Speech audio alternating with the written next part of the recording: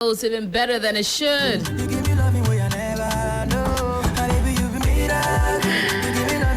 I hope your Friday is going fabulously well. I think there's something going around that I may have caught because the way I'm feeling. And Akorfa is already masked up.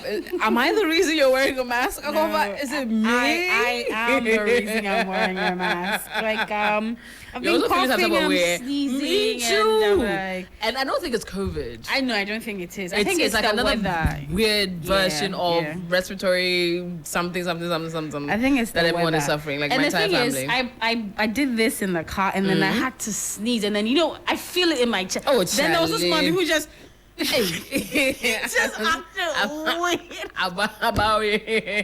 what is going on? And in my head, I'm like, my guy, I have covered my nose. Like, you don't have to act all funny about the thing. But yeah, he has to take precaution. Well, and also what more? Because I think if it were me, I probably would have done it because.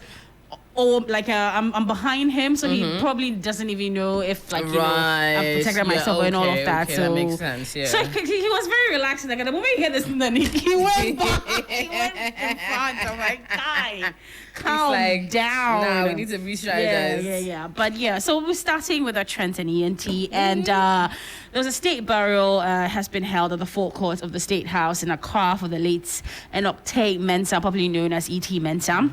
A former member of the Council of State and member of Parliament for Ningo Pram Pram. He died in South Africa at the age of 77. So we've got photos of the burial, some of the people who were able to make it there as well. And you find stories coming out of the funeral. We find some other political parties, personalities, touching on the fact that, I had this, relationship with him. We had this conversation. We were this close. We had that. All of that popping up on the timelines as well. And away from that is the fact that data provided by the Guinness World Records reveals a remarkable trend in record applications from Ghana. Now, since July 2023, there have been a total of 355 applications from individuals in Ghana alone. They haven't even seen anything yet. They haven't. It go over them. Now, that's like indicating a significant upswing, basically. And I think somewhere 2023, they had like about 251. And then we entered into January 2024. There were like 80 more applications, and so that is making up to 355. See, they decided to put the Ghana flag. Can you imagine? But anyways, yeah. And I think there's something that a spokesperson from the Guinness World Record, that is Alina, said. Something about that. Sometimes it's not all the, I think she says for context sake, there's a percentage of applications that go on to become records with around 95% of applications not converting into records. So sometimes you might, do it, but it doesn't necessarily mean it's going to, but they have to write back to you and accept that yes, you can start the attempt. Exactly. So you need to have a lot of things lined up. So it's not just standing somewhere and saying, I'm doing this. I'm reading, or I'm actually saw a slapathon as well. And so who's so-a-thon? I saw Momo-a-thon. Can you imagine? That I think it's the one that has Mr. Logic's face on there. Interesting. So then I'll be sending you momos, or he will be sending momos to people. I know that one was done, I think, in jest. Yeah, in jest. Yeah, I think it was done in jest. I'm really wondering how that would have worked. Yeah. But yeah, so basically, people on the timelines are like, well, if you give Ghanaians an inch, yes. And it's showing clearly over there. But this story is also making rounds that ex-Paralympian Oscar Pistorius has been freed on parole from a South African jail nearly 11 years after murdering his girlfriend Reva Steenkamp. Now, officials, that story was everywhere. I remember the story. Now, the trial. Charlie? I watched the trial live. They showed it live. They showed it live on DSTV. There was a channel dedicated to the trial. The trial. Yeah, it was very, very interesting. The mother of the late Riva, yes, she decided to accept the decision to release the former athlete, but ended up adding that that the family was the one serving a life sentence because they were not going to forget the fact that their beloved one is not going to come back. She's died and all of that. And there are conditions to his parole though, so he won't be able to speak to the media till the sentence is done. That is 2029, and he will be indoors, I think, half of the time as well. So it's like house arrest, sort of. Okay. Yeah, so that is also happening. People are reacting to that. I think that the family knew that the South African justice system makes room for the parole as well. So I think the family wasn't that shocked, but they actually sort of appreciate the fact that the legal process was duly followed. I think, that is what the family is talking about, and the fact that, they feel like, why 11 years? The other one, they knew he was not going to complete the entire thing, but at least it gives them a little bit of comfort, something like that. So that conversation is happening on the timelines. And this one, I don't know how to get around. So Jamal Osman is a multi-award winning African journalist and filmmaker. He's worked on a documentary for Channel 4 News where in Sierra Leone, people are looting graveyards to steal human bones. They then mix these bones with dry leaves and various chemicals to form a drug called Kush, which makes them high. Now, we have a video. We'll play the video and they'll play the audio as well. So our listeners and our viewers can appreciate the gravity of what we're talking about right now. Like, okay. I think, Why would anyone try and get high of human bones? That's what the message that I'm getting here. That the baking of the grapes here is about that. It's about what? About taking bones and make kush.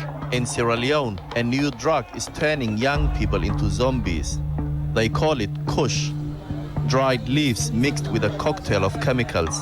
As the impact of Africa's worst drug epidemic deepens, disturbing reports have emerged about the newest ingredient, human bones.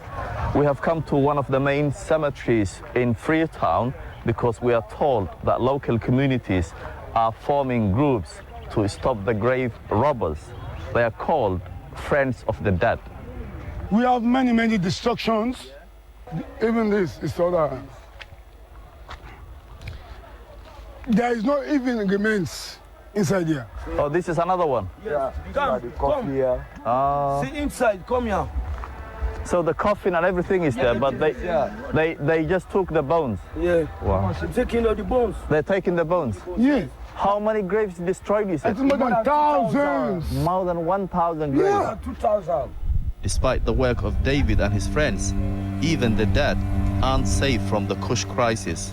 At the country's only mental health hospital, Dr. Jusu Matia has seen the recipe change over time.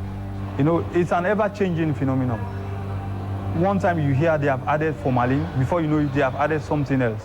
But the recent substance that has been added now is the human bone. Human bones contains a lot of sulfur, and sulfur has the potential of giving that feeling of high, especially when taken in at high concentrations and when inhaled, because it goes directly to the brain. Yeah. That was the freakiest thing I have ever seen. I won't lie. Because I thought the shocking part was getting high on glue, the documentary that was done by Godwin. But I didn't know that the Charlie of human bones. Human bones, Someone's grandmother, someone's great-grandmother who just resting. Well, not now. You can't even grave. say peacefully any longer, can you? Is being disturbed to create a drug that you smoke and get high from. Hey, Charlie. Wow. And I thought you had seen it all, seen and heard it all, Wow. Charlie. So yeah, it's got Why? people reacting. People are asking, and so why? Like, how did young people come to this conclusion that this, if they mix this and that, is going to give, make them high to this level? And you find people also sharing experiences or stories they've heard about some of the things that these young people do for that few minutes or few seconds of high, they call it. So that conversation is happening on the timelines. And finally, before I go, Chicago, American rapper Ja Rule is following in the footsteps of comedian Michael Blackson by building a school in Ghana. Now, the Grammy-nominated rapper shared the exciting news via his X account earlier this week, and the post reads, "I'm also building a school in Ghana. Can't wait to go and break ground," says Rule. Love the kids. And he also goes on to say that, like, we don't really know where the school is going to be built yet, but because it's a developing story, we're looking on his socials and getting messages from, hopefully looking forward to people from, we are live on Facebook, Alfred, messages from people from, his team to share more info as and when it comes in as well. And people are really excited about that and the fact that, they're waiting to find out what the school will be about. That's people who like to maybe do, say, school for music, school for drama, school for this and that. They don't know what the school is going to be about yet. But the excitement is being felt on social media with his fans going like, "Oh, wow, that's so good. You're doing this for the motherland." They like to say motherland a lot. So we're excited about this that you're doing for the motherland and all of that. That conversation is happening on the timelines as well. That's it for Trends and ENT. Thank you so much, Akorfa.